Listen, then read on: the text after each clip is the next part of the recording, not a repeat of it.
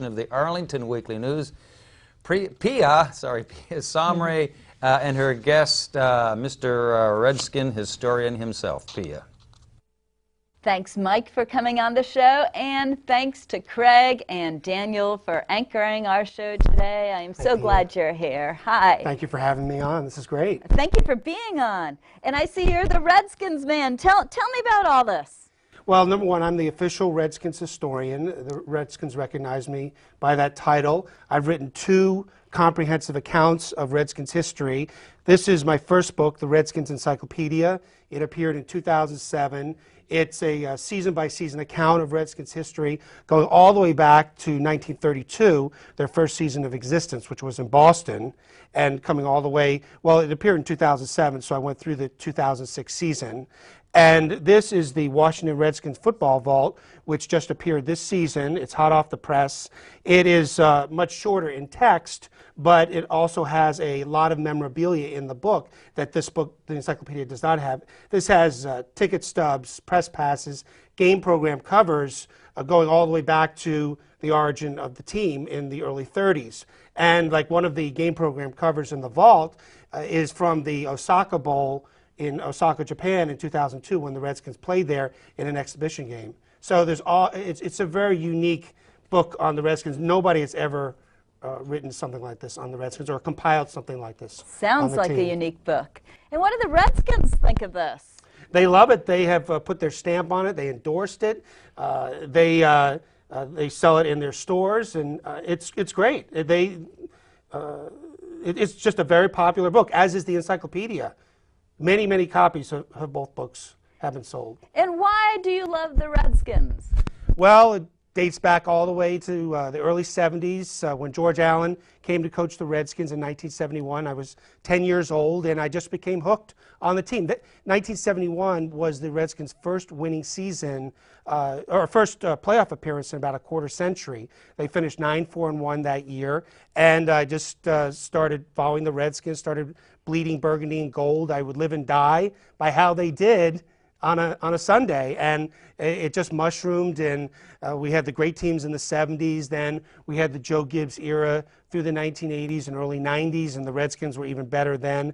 They went to the Super Bowl 4 times, won 3 of those, and I also chose journalism as a career, so I kind of combined the 2 passions. That's great. And who should read this? Anybody out there? Well, anybody, but I'm sure it's really Redskins fans and fanatics that would be most interested. And where can people find it?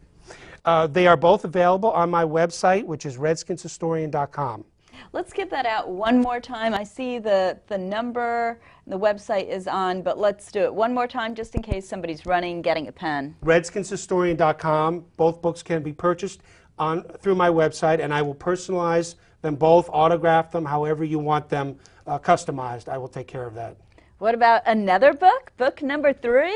Someday will you come back and join us when you talk about book number 3? Absolutely, I'd love to. Someday there will be another book. I don't know when. I have a few ideas in mind. I don't want to just let all my secrets out right now, but whether it's a biography or another encyclopedia on a team, not certain about that yet, but there will be another book someday, and most likely it will be sports-oriented. And tell me, there's also photographs. Tell me a little bit more about what's in some of this. There's more than just writing.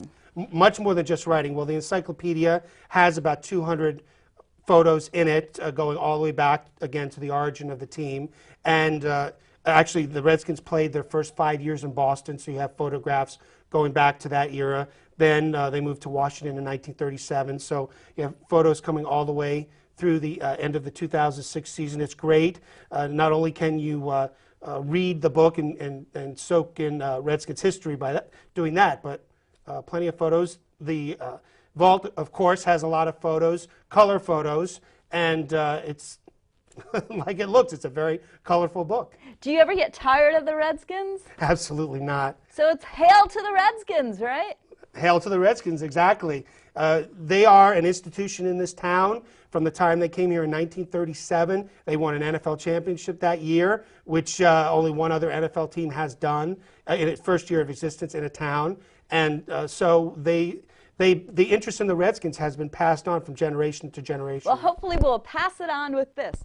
Thanks so much, getting the wrap-up sign. And now, back to the desk. All right. Thanks, Pia. And Mike Richman from RedskinsHistorian.com knows all about the Redskins. And, well, they got a little work to do. A lot of work, yeah. Still could have a 500 season. You never know.